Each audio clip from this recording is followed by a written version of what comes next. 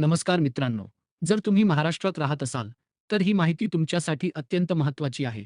कारण 30 जूनपासून आपल्या राज्यात एस-आय-आर म्हणजेच विशेष सखोल फेर तपासणी मोहीम सुरू झाली आहे. या मोहिमेअंतर्गत निवडणूक आयोगाचे हजारो अधिकारी थेट तुमच्या घरोघरी येऊन कागदपत्रांची पडताळणी करणार आहेत.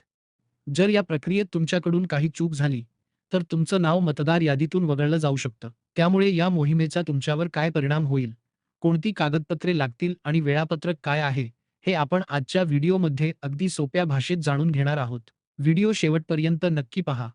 मित्रांनो, सर्वात आधी समजून घेऊया की ही एस-आय-आर मोहीम नेमकं काय आहे.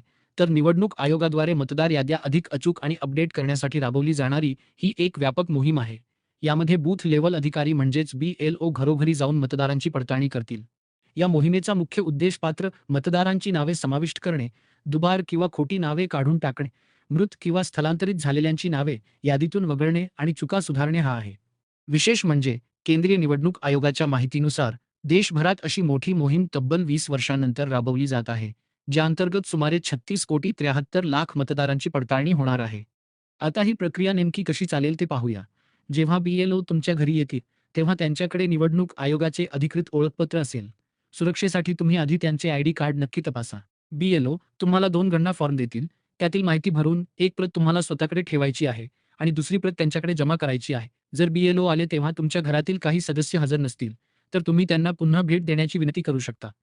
तसेच तुमचे घर बंद असेल तर घाबरू नका. घर बंद असल्यामुळे नाव थेट वगळले जाणार नाही.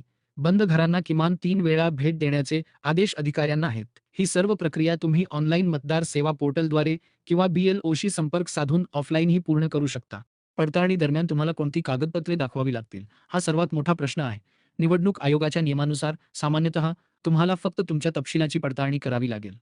पण आवश्यकता भासल्यास वयाच्या पुराव्यासाठी जन्माचा दाखला, पॅन कार्ड, ड्रायव्हिंग लायसन्स किंवा 10वी-12वीचे बोर्ड सर्टिफिकेट वापरता येईल.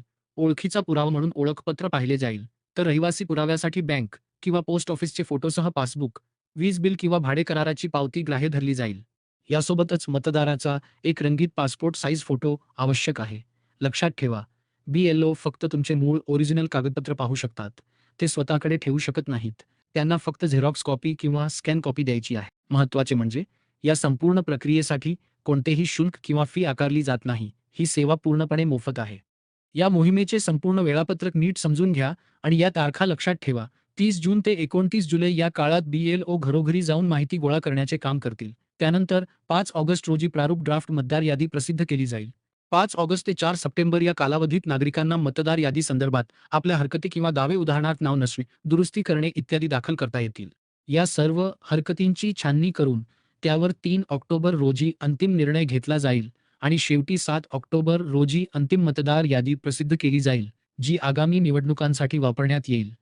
त्यामुळे मित्रांनो, मतदार म्हणून या प्रक्रियेत तुमचा सहभाग अत्यंत महत्त्वाचा आहे. जर तुमचे किंवा तुमच्या कुटुंबातील कोणाचे नाव मतदार यादीत नसेल, तर लगेच तुमच्या भागातील BLOशी संपर्क साधा आणि दिलेल्या मुदतीत फॉर्म भरून द्या. कागदपत्रांमध्ये काही त्रुटी आढळल्यास तुम्हाला आधी नोटीस दिली जाईल. त्यानंतरच पुढील कारवाई होते. आगामी निवडणुका लक्षात घेता आपले नाव मतदार यादीत अचूक असणे हा आपला हक्क आणि कर्तव्य दोन्ही आहे. तुम्हाला ही माहिती कशी वाटली? आम्हाला कमेंट करून नक्की सांगा. व्हिडिओ आवडला असल्यास लाईक करा. तुमच्या सर्व मित्रांना आणि नातेवाईकांना शेअर करा, जेणेकरून कोणाचेही नाव मतदार यादीतून कट होणार नाही. आणि अशाच माहितीपूर्ण व्हिडिओजसाठी आपल्या चॅनलला सबस्क्राईब करायला विसरू नका. धन्यवाद.